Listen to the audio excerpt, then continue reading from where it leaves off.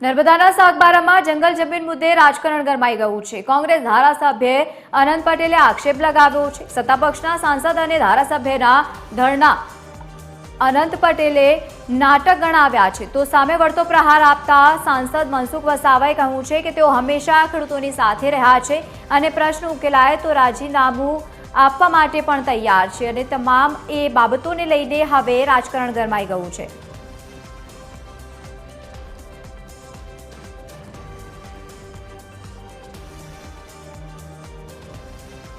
સાગબારાના લોકોની સાથે, આદિવાસી સમાજના લોકોની સાથે, આસમાની ખેતી કરતા ખેડૂતોની સાથે અન્યાય થઈ રહ્યો એવું લાગે છે।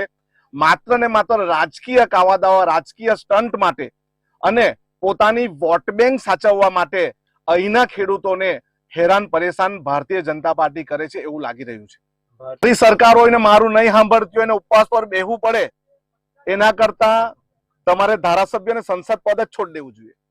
પોતાની સરકાર છે, પોતાની માં પીરસનાર છે અને છોકરા ભૂખે મરે, એટલે દર્શનાબેન અને મનસુખભાઈ તો રાજકારણ જ છોડી દેવું જોઈએ।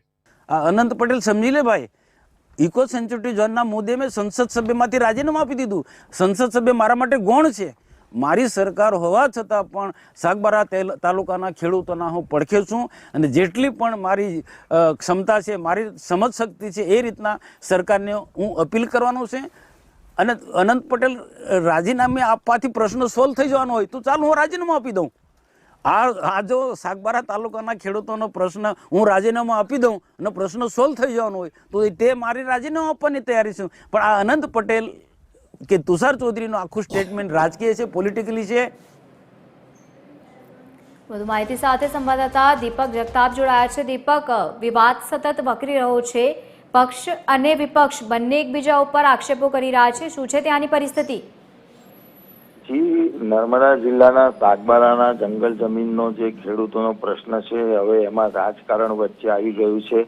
કારણ કે આજે 9 દિવસ થઈ ગયા છે। 9 દિવસ સુધી ખેડૂતો ધરણા ઉપર બેસી રહ્યા છે। વરસાદ વરસી રહ્યો છે, કેટલાક બીમાર પણ પડી રહ્યા છે, એમના ઢોરનો પણ પ્રશ્ન ગંભીર બન્યો છે, છતાં હજુ એનો કોઈ નિવેડો આવતો નથી। તો બીજી તરફ જુદા જુદા વિવિધ રાજકીય પક્ષો એક પછી એક બધા મુલાકાત લઈ રહ્યા છે। ભાજપના આગેવાનો આવી ગયા, ત્યાર પછી કોંગ્રેસના આગેવાનો આવી ગયા, આમ આદમી પાર્ટીના આગેવાનો આવી ગયા, ત્યાર પછી વિવિધ જિલ્લાના રાજ્યના સંગઠનના અધિકારીઓ અને આગેવાનો પણ મુલાકાત લઈ રહ્યા છે અને દરેક જણ ભાજપની સામે આક્ષેપો કરી રહ્યા છે। ખાસ કરીને કોંગ્રેસ અને આપના આ આગેવાનો ભાજપ સામે આક્રોશ કરી રહ્યા છે અને જણાવી રહ્યા છે કે ભાઈ સરકાર તમારી છે, તમારી સરકારમાં તમે ધરણા પર બેસો છો, તમારા પ્રશ્નો ઉકેલા નથી, આ કેવી સરકાર છે, તમારે રાજીનામું આપી દેવું જોઈએ। જ્યારે બીજી તરફ ગઈકાલે સાંસદ મનસુખ વસાવા પણ ધરણા પર બેઠા હતા અને એમણે પણ કહ્યું કે મારી સરકાર સાથે વાટાઘાટો ચાલી છે, જો તમે રાજીનામું માંગતા હોય તો હું રાજીનામું આપવા તૈયાર છું। કારણ કે ભાજપની સરકાર હોય પણ હું હંમેશા આદિવાસીઓની સાથે રહ્યો છું। ભૂતકાળમાં પણ આદિવાસીઓ માટે મેં ધરણા કર્યા છે, મારું આંદોલન ચાલુ રહેશે। વાત અહીંયા રાજકીય લાભ લેવાની બધી વાત કરે છે પણ ખેડૂતોના પ્રશ્નો ઉકેલાતા નથી। જે મૂળ પ્રશ્ન છે તે સરકારમાં રજૂઆત થયો છતાં પણ હજુ થયો નથી। અત્યારે તો ખાસ કરીને આ જંગલ જમીનનો ખેડાણનો જે પ્રશ્ન છે, ત્યાં જે ખેડૂતો 200 થી 300 ખેડૂતો બેઠા છે, ત્યાં કેટલાક તો બીમાર પડ્યા છે, ત્યાં કોઈ મેડિકલની ટીમ નથી, જેને કારણે ખેડૂતોમાં રોષ છે। જી, આભાર સમગ્ર માહિતી સાથે જોડાવા બદલ।